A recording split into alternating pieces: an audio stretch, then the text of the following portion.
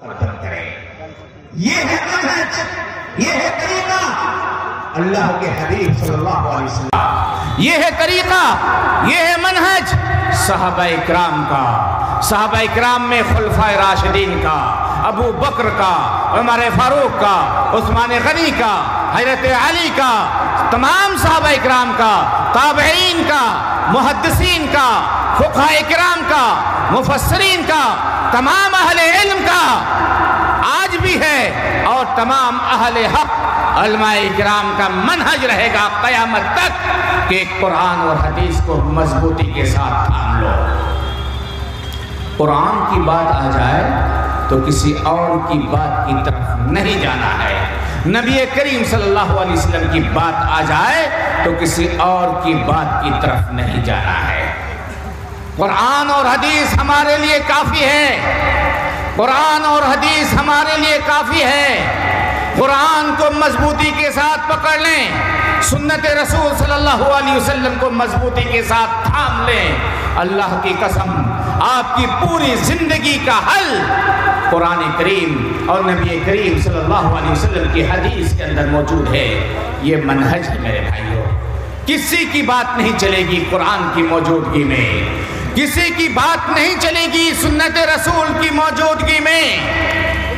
اگر کوئی قرآن کو پا جانے کے بعد، کسی مسئلے کی دلیل قرآن میں مل جانے کے بعد بھی ادھر ادھر چونچ مارتا ہے، ادھر ادھر آنکھ اٹھاتا ہے، دیکھتا ہے کہ ہمارے علماء کیا کہتے ہیں، ہمارے مسلک میں کیا ہے، سمجھ جائیے کہ اس کے دل میں ایمان نہیں ہے، وہ صحیح مسلمان نہیں ہے. صحیح مسلمان وہ ہوتا ہے کہ رب کا فرمان آ گیا وہاں رک گیا، نبی کا فرمان آ گیا وہی رک گیا. اس کا عقیدہ وہی ہے، اس کا عقیدہ وہی ہوگا جو قرآن نے جو قرآن نے اسے سکھایا ہے. اس کا عقیدہ وہی ہوگا جو حدیث نے سکھایا ہے، جو رسول اللہ صلی اللہ علیہ وسلم کا عقیدہ تھا، جو نبی کریم صلی اللہ علیہ وسلم نے سکھایا ہے.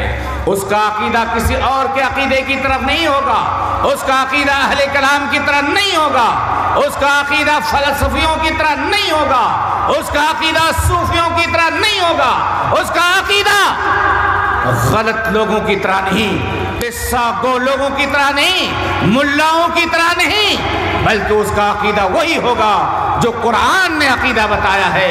اس کا طریقہ وہی ہوگا جو قرآن نے بتایا ہے. اس کا منہج وہی ہوگا جو قرآن نے بتایا ہے. اس کا طریقہ، اس کا عقیدہ وہی ہوگا جو نبی کا فرمان میں موجود ہے، جو عقیدہ صحابہ اکرام کا تھا، جو منہج صحابہ اکرام کا تھا، جو طریقہ اور جو منہج، جو اعتقاد، جو عقیدہ صحابہ اکرام کا تھا، وہی اس کا عقیدہ ہوگا، کیونکہ اس نے قرآن اور حدیث کو اپنے سینے سے لگایا ہے. ایک ہاتھ میں قرآن کو پکڑا ہے اور ایک ہاتھ میں نبی کریم صلی اللہ علیہ وسلم کی سنت کو پکڑا ہے. وہ اپنے عقیدے میں، اپنے اعتقاد میں، اپنے منہج میں ادھر قرآن اور حدیث کو چھوڑ کر کہیں اور نہیں جائے گا. قرآن کریم میں اللہ تبارک و تعالیٰ نے اسی کو بیان فرمایا ہے، فَإِنْ آمَنُوا بِمِثْلِ مَا آمَنْتُمْ بِهِ فَقَدْ اهْتَدَوْا وَإِنْ تَوَلَّوْا فَإِنَّمَا هُمْ فِي شِقَاقٍ فَسَيَكْفِيكَهُمُ اللَّهُ وَهُوَ السَّمِيعُ الْعَلِيمُ.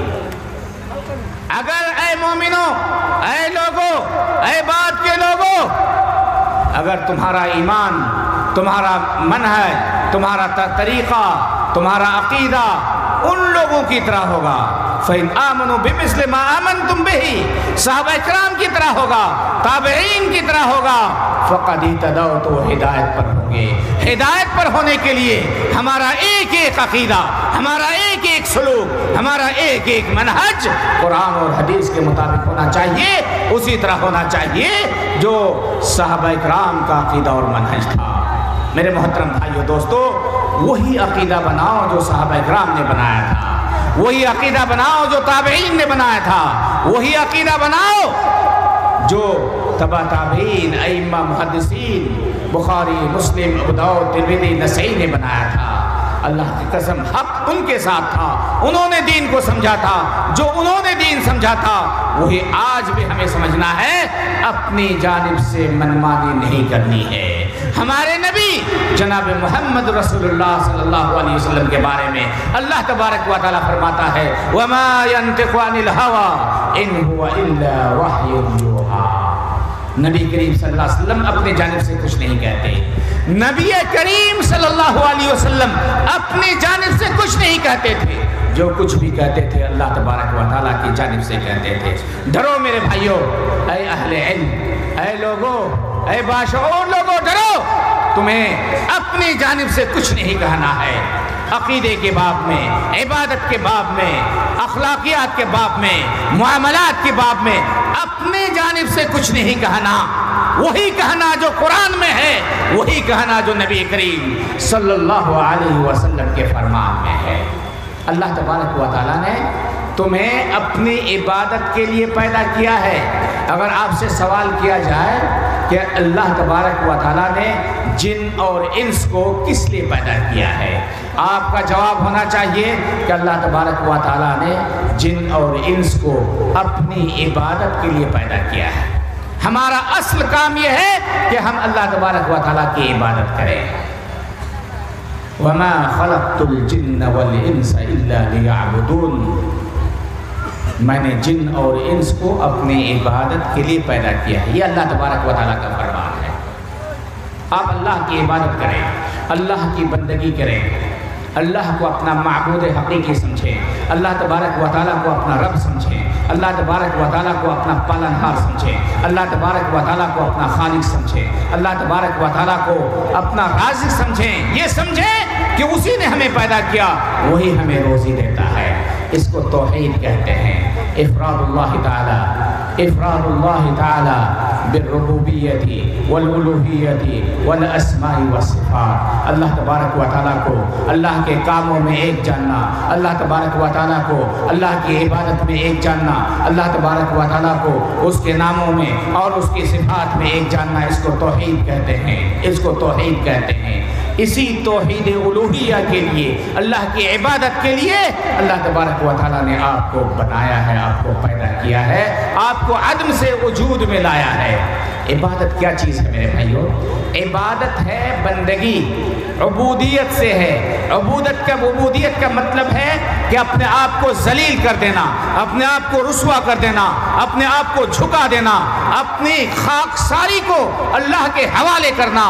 اور حقیقت یہ ہے میرے بھائیو کہ آپ جتنا ہی بڑا عبد بنیں گے، جتنا زیادہ اپنے آپ کو اللہ کے حوالہ کریں گے، ذلیل کریں گے، اتنا ہی زیادہ آپ اللہ تبارک و تعالیٰ کے محبوب بندے بنیں گے۔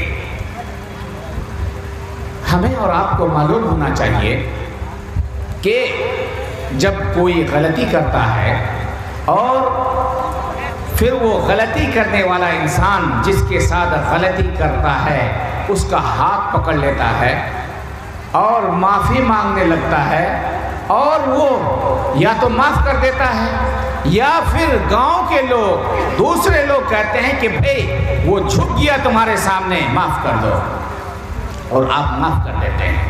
کوئی آپ پر ظلم کرتا ہے لیکن اپنے ظلم کا اقرار کر لیا آپ کے سامنے، آپ معاف کر دیتے ہیں۔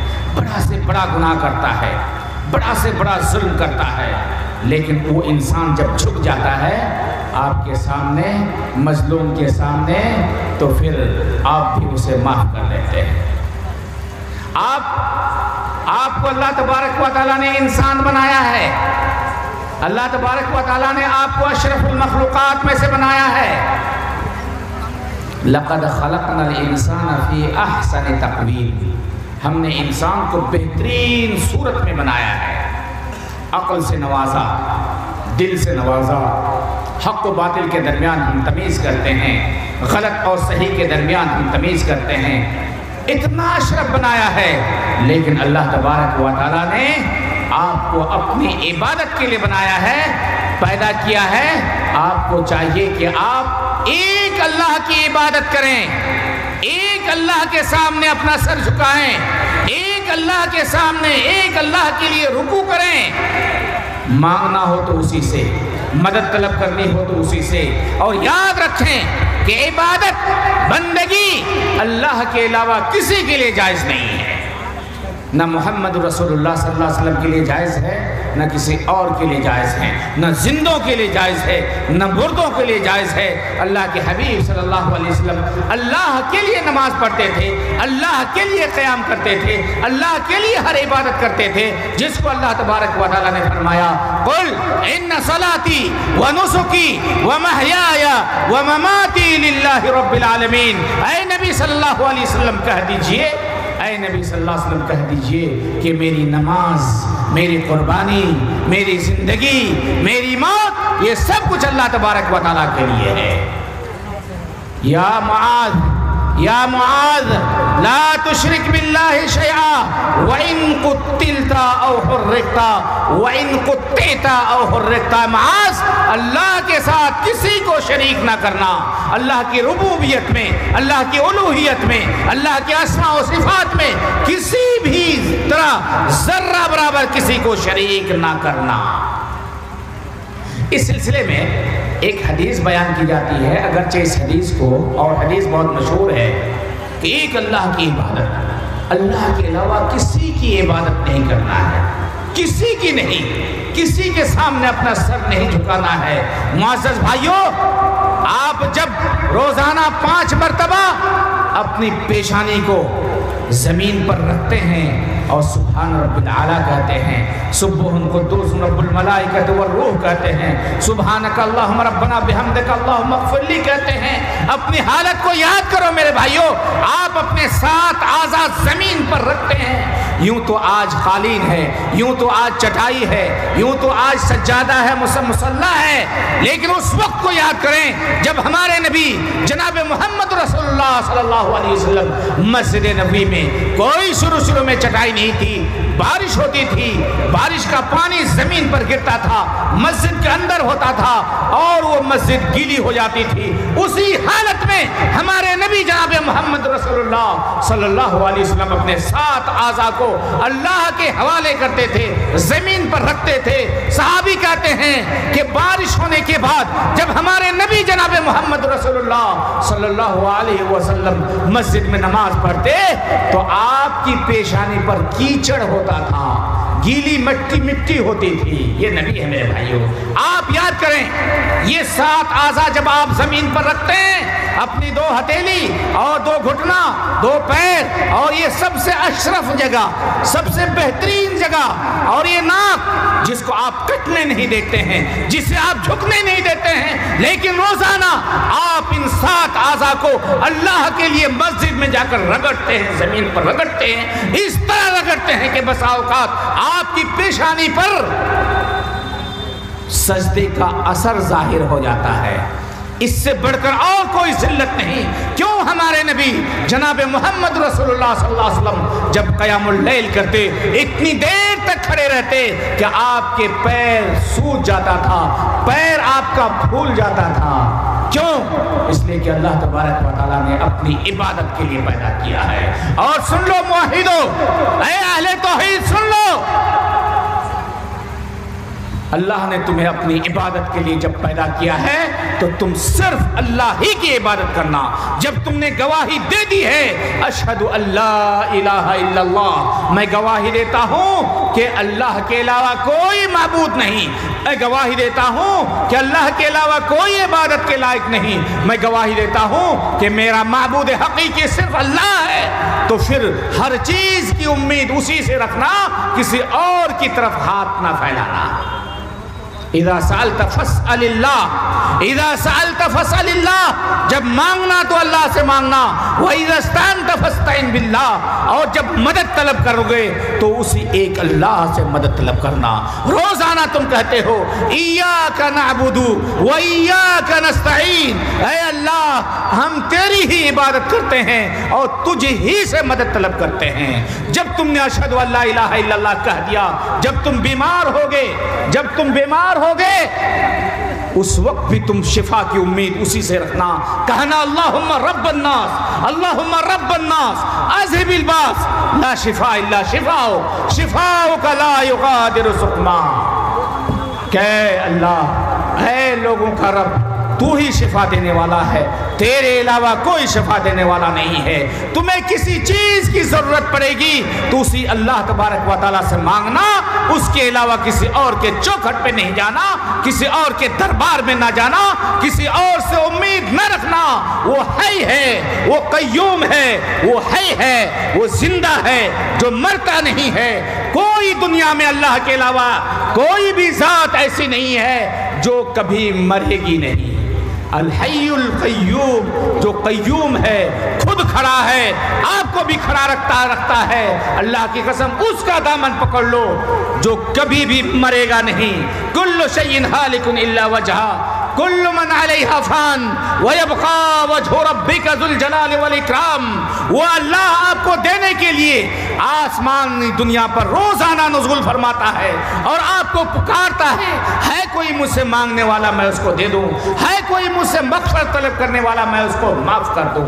وہ اللہ ہے میرے بھائیو، وہ رب العالمین ہے۔ پوری دنیا کے لوگ اگر جمع ہو جائے، لو ان اولکم وآخرکم وانسکم وجنکم، اگر اول سے لے کر اخیر تک، انسان سے لے کر جنات تک، تمام لوگ ایک جگہ جمع ہو جائے، ایک میدان میں جمع ہو جائے اور اللہ تبارک و تعالیٰ سے تمام لوگ اپنی اپنی حاجت اور ضرورت کو اللہ کے سامنے رکھے، اللہ سے مانگے، سب کی ضرورت کو اللہ تبارک و تعالیٰ پورا کر دے، تو اللہ تبارک و تعالیٰ کی بادشاہت میں، اللہ تبارک و تعالیٰ کی ملک میں، اللہ تبارک و تعالیٰ کی ملکیت میں ذرہ برابر کوئی کمی واقع نہیں ہوگی۔ وَمَن يَتَّقِ اللَّهَ يَجْعَل لَّهُ مَخْرَجًا وَيَرْزُقْهُ مِنْ حَيْثُ لَا يَحْتَسِبُ۔ جب اللہ تبارک و تعالیٰ کوئی تقوی اختیار کرتا ہے تو اللہ تبارک و تعالیٰ اس کا راستہ وہ کھول دیتا ہے، اس کا معاملہ آسان کر دیتا ہے۔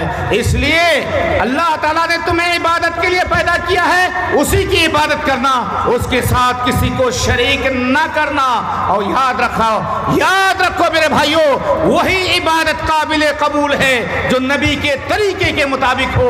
نبی نے عبادت جس طرح کی ہے تم بھی اسی طرح عبادت کرو، نبی نے جس طرح نماز پڑھی ہے تم بھی اسی طرح نماز پڑھنے کی کوشش کرو۔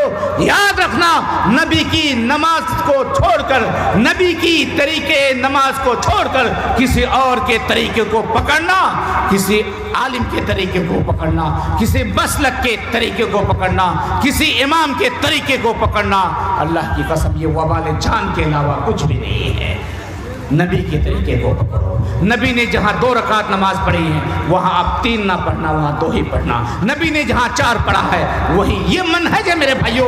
صرف آمین کہہ دینا، صرف رفعتین کر لینا، پیر سے پیر ملا دینا، یہی منہج نہیں ہے، یہی صحیح پہچان نہیں ہے۔ صحیح پہچان یہ ہے کہ قرآن کو ایک ہاتھ میں لے لو اور ایک ہاتھ میں محمد رسول اللہ صلی اللہ علیہ وسلم کی سنت کو لے لو، یہی منہج ہے، یہی طریقہ ہے کہ عمر فاروق سے غلطی ہو سکتی ہے، نبی سے غلطی نہیں ہوگی۔ عثمان غنی سے غلطی ہو سکتی ہے، نبی سے غلطی نہیں ہوگی۔ عمر فاروق سے غلطی ہوگی، حضرت علی سے ہو سکتی ہے، آپ سے ہو سکتی ہے، ہم سے ہو سکتی ہے، لیکن اللہ نے جو قرآن میں کہا وہ حق ہے، سچ ہے۔ نبی نے جو کیا وہ حق ہے، سچ ہے، کیونکہ نبی کریم صلی اللہ علیہ وسلم اپنی جانب سے نہیں کہتے وَمَا يَنطِقُ عَنِ الْهَوَىٰ إِنْ هُوَ إِلَّا وَحْيٌ يُوحَىٰ۔ اس لیے میرے بھائیوں، بزرگوں، دوستوں، جس طرح آپ آمین میں اللہ کے حدیث، اللہ کے حبیب صلی اللہ علیہ وسلم کی حدیث کو مضبوطی کے ساتھ پکڑے ہوئے ہیں، جس طرح فدین میں نبی کی حدیث کو مضبوطی کے ساتھ پکڑے ہوئے ہیں، اسی طرح ہر مسئلے میں، ہر چیز میں، ہر حکم میں، ہر عبادت میں نبی کے طریقے کو پکڑ لو۔ اس کو کہتے ہیں صحیح اسلام، اس کو کہتے ہیں صحیح انسان، اس کو کہتے ہیں صحیح مسلمان۔ صحیح مسلمان بننا ہے تو کسی اور کی طرف نہ دیکھنا، نبی کی طرف دیکھنا، نبی کی سنت کی طرف دیکھنا، نبی کے فرمان کی طرف دیکھنا۔ صحابہ کرام اللہ کی قسم اہل علم بیٹھے ہوئے ہیں، صحابہ کرام کو جب کسی مسئلے کی ضرورت ہوتی تو ایک دوسرے کے پاس جاتے، نبی جب تک زندہ تھے نبی کے پاس جاتے، نبی کے انتقال کے بعد صحابہ کرام کے پاس جاتے اور یہ نہیں کہتے کہ ابو بکر نے کیا کیا، عمر نے کیا کیا، عثمان نے نہ کیا کیا، بلکہ وہ کہتے کہ میرے بھائی اس مسئلے میں نبی کو کچھ کہتے ہوئے تم نے سنا؟ اے میرے بھائی، اس مسئلے میں نبی کو کچھ کہتے ہوئے کرتے ہوئے تم نے سنا؟ نبی نے جو کیا وہی صحابہ کرام کرتے تھے، نبی نے جو کہا صحابہ کرام وہی کرتے تھے۔ اس لیے صحیح منہج یہ ہے، صحیح طریقہ یہ ہے، صحیح انسان وہ ہے، صحیح مسلمان وہ ہے جو قرآن اور حدیث کو مضبوطی کے ساتھ تھام لے، اور قرآن اور حدیث کو جس طرح صحابہ کرام نے سمجھا تھا، جس طرح تابعین نے سمجھا تھا، جس طرح سلف صالحین نے سمجھا تھا، اسی طرح آپ بھی سمجھنے کی کوشش کریں۔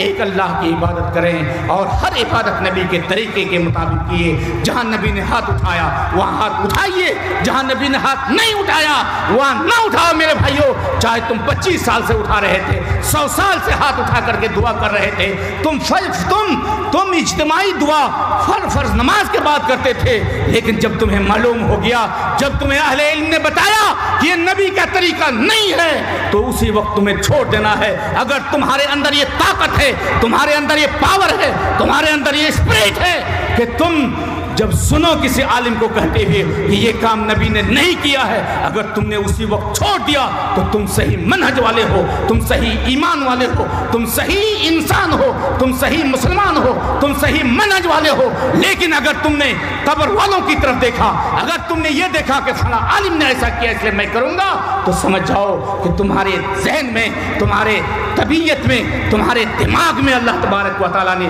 ضلالت اور رذالت لکھ دی ہے۔ اس لیے صحیح مسلمان بننے کے لیے قرآن و حدیث کو اپنے سینے سے لگا لیجیے۔ علیکم بسنتی و سنت الخلفاء الراشدین المہدیین تمسکوا بها وعضوا علیہا بالنواجذ۔ اللہ تعالیٰ سے ہم دعا کرتے ہیں کہ اللہ تعالیٰ تو ہم تمام مسلمانوں کو صحیح منہج، صحیح طریقہ، صحیح عقیدہ پر کو جاننے سمجھنے اور اس پر عمل کرنے کی توفیق عطا فرما۔ اخیر میں اللہ تبارک و تعالیٰ کے شکریہ کے بعد معزز جناب مولانا شمیم صاحب کا دل کے نہا کھانے سے شکریہ ادا کرتا ہوں کہ ان کے بار بار اصرار کے بعد الحمدللہ یہاں آنے کا موقع ملا اور اس جمع غفیر کو کچھ باتیں سنانے اور بہت سارے اہل علم سے کچھ استفادہ کرنے کا موقع ملا۔ اللہ تبارک و تعالی ہمیں اخلاص عطا فرمائے، اللہ تبارک و تعالی ہماری حاضری کو قبول فرمائے، اللہ تبارک و تعالی یہاں جس خاص مقصد کے لیے اجلاس منعقد کیا گیا اللہ تعالیٰ اسے اس خاص مقصد کو قبول فرمائے۔ اللہ تبارک و تعالیٰ ہم میں جو بیمار ہیں ان کو شفا عطا فرما، جو محتاج ہے ان کی محتاج کو دور فرما۔ اللہ تعالیٰ تمام مسلمانوں کو بھائی چارہ سب کے ساتھ، پوری انسانیت کو بھائی چارہ کے ساتھ ایک جگہ قرآن اور حدیث کو مضبوطی کے ساتھ تھامنے کی توفیق عطا فرما۔ اقول قولی ھذا واستغفر اللہ لی ولکم ولسائر المسلمین فاستغفروہ انہ هو الغفور الرحیم۔ وصلی اللہ علی نبینا محمد وعلی آلہ وصحبہ۔